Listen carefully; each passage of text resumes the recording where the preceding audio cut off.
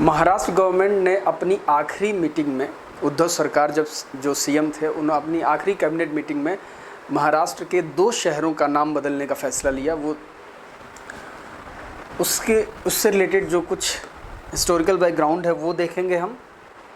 औरंगाबाद का नाम बदल के संभाजी नगर किया गया और उस्मानाबाद को धाराशिव। तो इससे रिलेटेड जो हिस्टोरिकल फैक्ट्स हैं वो देखेंगे, प्लस इसका क्या कॉन्स्टिट्यूशनल संवैधानिक प्रोसीजर क्या है इसका, उस बारे में चर्चा करेंगे। उसके बाद जो है कुछ इसके जो राजनीतिक मायने होते हैं, पॉलिटिकल, इसके पीछे छोटी सी जो पॉलिटिक्स है, राजनीति है, वो क्या है, 2-3 चीज़ों के बारे में चर्चा करेंगे। बट औरंगाबाद का नाम बदल के संभाजी नगर किया जा रहा है, ठीक है। तो इसका एक बैकग्राउंड देख लेते हैं। तो औरंगाबाद को मलिक अंबर ने, निजाम शाही डायनेस्टी का कमांडर था, उसने बनाया था अपने बेटे के नाम से फतेहपुर। उसका बेटा था फतेह खान, उसके नाम से उसने फतेहपुर नाम से बनाया था। अब फतेहपुर नाम से बनाया था मतलब ये बेसिकली ये शुरुआती दौर में ये जगह जो थी वो खड़की थी, खड़की नाम से वो जगह थी।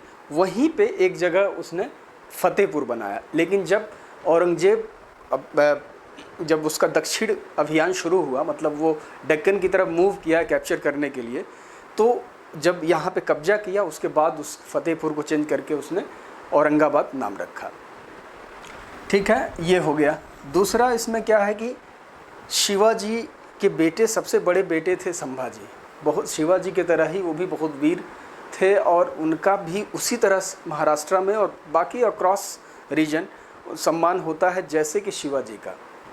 तो जब औरंगजेब डेक्कन की तरफ बढ़ रहा था तो उसके बाद उनको क्या किया, उसके फोर्सेस ने कैप्चर कर लिया और बहुत ही ब्रूटली मर्डर कर दिया, बहुत टॉर्चर करके, क्योंकि इन्होंने इस्लाम धर्म को अपनाने से मना किया, इसलिए उनको ब्रूटल तरीके से मर्डर कर दिया। तो ये है इसके पीछे का छोटा सा हिस्टोरिकल बैकग्राउंड। अब उस जो ब्रूटल मर्डरर था उसके नाम से इस जगह का नाम है, बताइए, औरंगाबाद। तो काफ़ी देर से हुआ लेकिन सही हुआ कि अब बदल रहा है इसको औरंगाबाद को चेंज करके क्या किया जाएगा, संभाजी नगर। तो ये बेसिक हिस्ट्री है इसके पीछे। उसके बाद उस्मानाबाद को धाराशिव नाम से चेंज किया जा रहा है। उस्मानाबाद आंध्र प्रदेश के बॉर्डर पे पड़ता है, महाराष्ट्र का ईस्टर्न हिस्सा है। तो उस्मानाबाद को चेंज करके क्या किया जा रहा है, धाराशिव। धाराशिव केव्स के लिए बहुत फेमस है, बालाघाट पर्वत श्रेणी है, कई बार एग्ज़ाम में क्वेश्चन आया हुआ है। बालघाट पर्वत श्रेणी को काट करके गुफा बनाए हुए हैं धाराशिव, जो कि बेसिकली किससे, जैन धर्म से रिलेट करता है, जैन धर्म से रिलेट करता है। बहुत सारे इतिहासकारों का इसमें 2 मत है। कुछ लोगों का ये कहना है कि ये पहले बौद्ध धर्म से रिलेट करता था, इसको कन्वर्ट करके जैन धर्म में इसको कन्वर्ट किया गया, ठीक है ना। तो दोनों ऑप्शन आपके पास, आपको पता होना चाहिए। अगर एग्ज़ाम में किस तरह से पूछता है उस हिसाब से आपको शॉर्ट आउट करना है। कुछ लोगों का मानना है बौद्ध धर्म में, इनिशियली बौद्ध धर्म में ये बौद्ध धर्म की ये गुफाएं थी, बाद में इसको जैन धर्म में कन्वर्ट किया गया। तो ये वहाँ का काफ़ी ज़्यादा टूरिस्ट प्लेस की तरह है धाराशिव केव्स, तो वहाँ टूरिस्ट काफ़ी आते हैं। अब इसका हम ये देखते हैं कि क्या है इसका प्रोसीजर, क्या है इसका, कोई संवैधानिक प्रोसीजर है, कॉन्स्टिट्यूशनल कुछ प्रोसीजर दिया गया है या नहीं। तो इस प्रोसीजर को हम देख लेते हैं। तो सबसे पहले ये जान लीजिए, अगर राज्यों का जब नाम बदलना होता है या राज्यों का रीजन या बॉर्डर बाउंड्री कुछ डिसाइड करना होता है, तो उसके लिए डायरेक्टली संविधान में हमारे प्रोविज़न है, आर्टिकल 3 में दिया हुआ है कि अगर बाउंड्री चेंज करना है या एक स्टेट से 2 स्टेट बनाना है, ये सारा काम के लिए आर्टिकल 3 में उसका डिस्क्रिप्शन है। और इसके लिए अथॉरिटी कौन है, इसके लिए सारी अथॉरिटी किसको दी हुई है, पार्लियामेंट को। Parliament is a final authority, वही डिसाइड करेगी, ठीक है। तो ये इसके लिए कॉन्स्टिट्यूशन में प्रोविज़न है राज्य को लेकर के, ठीक, नाम चेंज करना या बाउंड्री वगैरह। लेकिन सिटीज़ या प्लेसेस के नाम को चेंज करने को लेकर के संविधान में कोई भी डायरेक्टली मेंशन नहीं है। तो ये किसके अंदर आता है, स्टेट के अंदर आता है, राज्य के अंदर आता है। राज्य अपना डिसाइड करेगा नाम का, जो भी नाम से रिलेटेड प्रोसीजर है राज्य करता है। तो अब राज्य किस तरह से करता है, वो 2-3 चीज़ें हैं, वो हम देख लेते हैं कि अगर नाम कहीं का बदलना है किसी सिटी का, तो स्टेट किस तरह से करती है, उसके लिए क्या प्रोसीजर है। तो ऐसे पहले जान लीजिए कि जो नॉर्मली कोई भी एक्ट बनाते हैं जो राज्य विधानसभा में जिस तरह से 80-90% सेम प्रोसीजर है कि जैसे नॉर्मल ढंग में यही होता है कि भाई कोई बिल लेके आएगा, कोई मेंबर, कोई एमएलए बिल लेके आएगा विधानसभा में, फिर उसके बाद दूसरा स्टेप होगा कि उस पर चर्चा होगी, फिर तीसरा स्टेप होगा कि भाई उसको पास किया जाएगा, उसके बाद साइन होगा राज्यपाल का, और इस तरीके से कानून बनता है। तो कुछ वैसा ही है। अब क्या प्रोसीजर है वो हम देख लेते हैं कि पहले एमएलए कोई भी रेजोल्यूशन लेके आएगा नाम चेंज को लेकर के, कि जो भी उसको नाम रखना है, उसके बाद जो है उस पर डिस्कशन होगा कि क्या इसके कोई इस तरह के कॉन्सिक्वेंसेज हो सकते हैं नाम चेंज करने को लेकर के, इससे पे बृहद चर्चा होगी। उसके बाद जो है थर्ड स्टेप क्या होगा, फॉर्मल वोटिंग होगा, और सिंपल मेजॉरिटी से अगर उसको पास करना होगा, मतलब सिंपल मेजॉरिटी मतलब हुआ 50% + 1, मतलब 100 सीट हैं टोटल, 100 लोग हैं, तो एक कॉमन लोग अगर वोट कर देंगे तो वो पास हो जाएगा रेजोल्यूशन। तो सिंपल मेजॉरिटी से फॉर्मल वोटिंग होगी और उसके बाद डिस्कशन के बाद ये पास होगा। उसके बाद जो है यहाँ पे थोड़ा सा अलग प्रोसीजर है, एक नॉर्मल जो कॉमन लॉ बनता है उसके हिसाब से उस तरह उससे अलग है। इसके बाद क्या होता है, जो ये रेजोल्यूशन होगा उसको भेजा जाएगा केंद्र में मिनिस्ट्री ऑफ होम अफेयर को, केंद्र गृह मंत्री को भेजा जाएगा।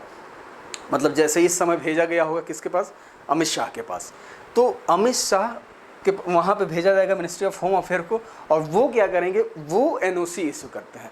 नो ऑब्जेक्शन सर्टिफिकेट कौन इशू करता है, ministry of home affair issue करता है। कब वो वहाँ पे जाएगा तो वो क्या करेंगे, उसके बाद उनको कुछ लोगों से अप्रूवल लेना पड़ेगा। किससे, तो आप जो भी इस नाम चेंज से अफेक्ट होते हैं उस डिपार्टमेंट से, जैसे कि रेलवेज़ होता है तो मिनिस्ट्री ऑफ रेलवेज से होगा, डिपार्टमेंट ऑफ पोस्ट होता है तो उससे असेंट लेंगे, मतलब अप्रूवल लेंगे, सर्वे ऑफ इंडिया से लेंगे, रजिस्ट्रार जनरल ऑफ इंडिया से, और इंटेलिजेंस ब्यूरो से। इनसे जब एक बार अप्रूवल मिल जाएगा तो उसके बाद जो है मिनिस्ट्री ऑफ होम अफेयर क्या करेगी, उसके बाद वो एनओसी नो ऑब्जेक्शन सर्टिफिकेट जारी करेगी, और फिर फाइनली राज्य को भेज दिया जाएगा, स्टेट को भेज दिया जाएगा, स्टेट जो है गजट में पब्लिश करेगा और नाम चेंज हो जाएगा। तो ये बेसिक प्रोसीजर है नाम बदलने का, किसी भी सिटी का या वहाँ किसी भी प्लेस का नाम बदलने का। अब यहीं पे हम उसके बारे में भी जान लेते हैं, राज्य का नाम अगर वो चेंज करना है तो क्या प्रोसीजर होता है, ओरली ही देख लेते हैं कि अगर हमें किसी राज्य का नाम बदलना है, जैसे मान लीजिए यूपी से हटा करके उत्तराखंड हुआ, तो इसका प्रोसेस क्या रहा होगा। तो इस प्रोसेस के लिए सबसे पहली चीज़ ये इंपॉर्टेंट चीज़ है कि आर्टिकल 3 में मेंशन है, और क्या मेंशन है कि अथॉरिटी, बहुत सारी चीज़ों में एक सबसे इंपॉर्टेंट चीज़ जो मेंशन है, ये काम कौन करेगा, पार्लियामेंट को ही ये अथॉरिटी है, ठीक है। तो उसमें पहला चीज़ ये है कि पार्लियामेंट में इससे रिलेटेड जो भी प्रावधान होंगे, बिल होंगे, रेजोल्यूशन होंगे, वो लाया जाएगा।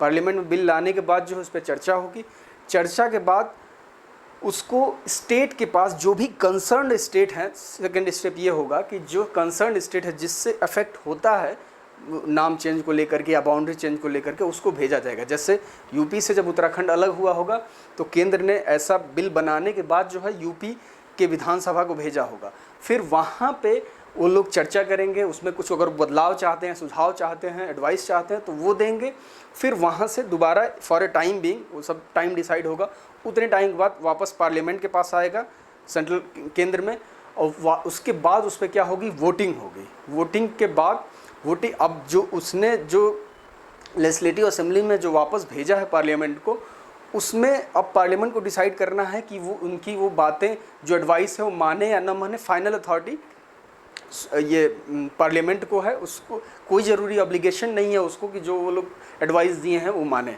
तो पार्लियामेंट उसके बाद अगर सेम मेजॉरिटी, सिंपल मेजॉरिटी मतलब हाफ प्लस 1, मतलब 50% + 1 से अगर वो पास हो गया रेजोल्यूशन तो क्या हो जाएगा, उसके बाद प्रेसिडेंट का एसेंट मिल जाएगा। उसके बाद जो भी चीज़ होगी, अगर स्टेट को अलग छोटा स्टेट बनाना है तो ये भी हो सकता है, नाम चेंज करना है तो भी यही प्रोसीजर है, और अगर बाउंड्री चेंज करनी है कुछ भी इस तरह का, तो इस सब के लिए सेम प्रोसीजर यही है, ठीक है ना।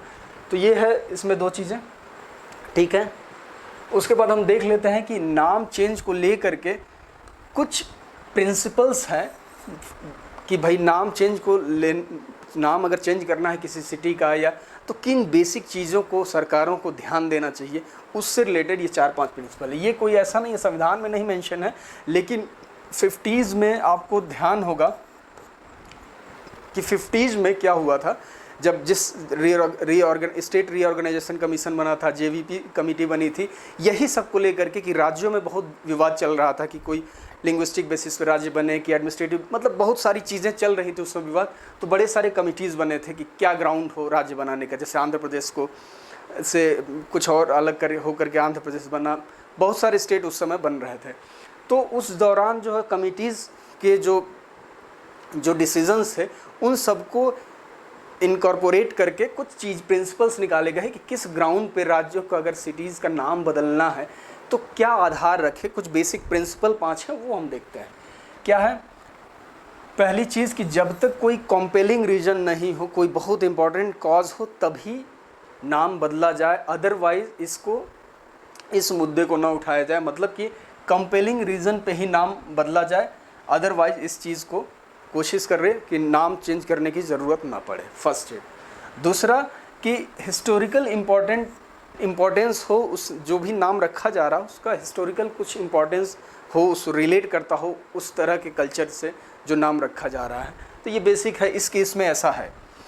उसके बाद पैट्रियोटिज़म और linguistic reason should be avoided. मतलब जो लिंग्विस्टिक ग्राउंड पे अगर रीजन का किसी सिटी का नाम चेंज किया जा रहा है या पैट्रियोटिज़म शो करने के लिए अगर किया जा रहा है, तो इस तरह की चीज़ों को अवॉइड करना चाहिए। मतलब फर्दर ये बस एक एडवाइजरी है, ऐसा कोई ऑब्लिगेशन नहीं है, लेकिन इन सब चीज़ों को, इन वेरिएबल्स को गवर्नमेंट को ध्यान देना चाहिए।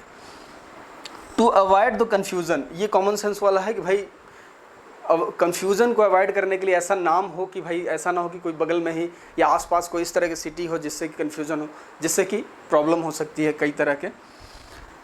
डिटेल्ड रीज़न देना चाहिए नाम को बदलने को लेकर के स्टेट गवर्नमेंट को, एक ठीक ठाक मतलब कॉम्प्रिहेंसिव रीजन हो उसके पास, जेन्यून। तो ये बेसिक चीज़ें हैं जो कि सिद्धांत हैं जो कि नाम बदलने में, शहरों का नाम बदलने के लिए, किसी जगह का नाम बदलने के लिए सरकारों को इन प्रिंसिपल का ध्यान रखना चाहिए। उसके बाद क्या है, ये हम देख लेते हैं कुछ जो अभी लेटेस्ट और कुछ पहले 2-3 एग्जाम्पल में ले लिया जो शहरों का नाम बदला गया है उससे रिलेटेड। जैसे गुड़गांव का क्या कर दिया गया, 2016 में गुरुग्राम कर दिया गया, जो कि गुरु द्रोणाचार्य से रिलेट करता है, ठीक है, तो इसलिए उसको गुरुग्राम कर दिया गया 2016 में। इलाहाबाद को प्रयागराज कर दिया गया, पहले इलाहाबाद ही नाम, पहले प्रयागराज ही था, बाद में इसको चेंज किया गया, इलाहाबाद किया गया। तो उसको दोबारा पुराना नाम जो उसका हिस्टोरिकल या कल्चरल मैथोलॉजिकल जो इथोस है वो उसमें दिखता है, किसमें, प्रयागराज में। प्रयागराज क्यों?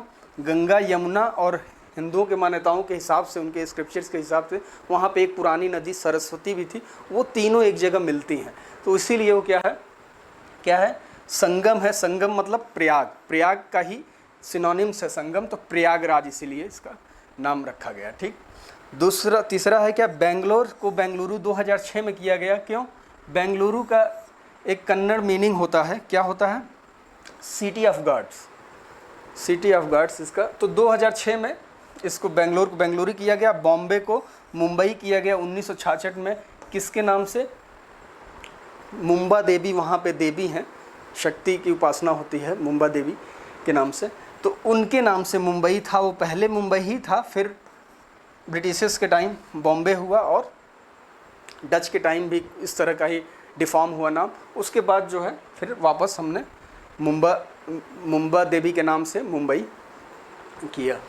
तो ये था बेसिक कुछ शहर से को लेकर के जो नाम चेंज हुआ उसके बेसिक प्रोसीजर क्या होते हैं, स्टेट को नाम चेंज करने को लेकर के क्या कॉन्स्टिट्यूशनल प्रोविजंस हैं।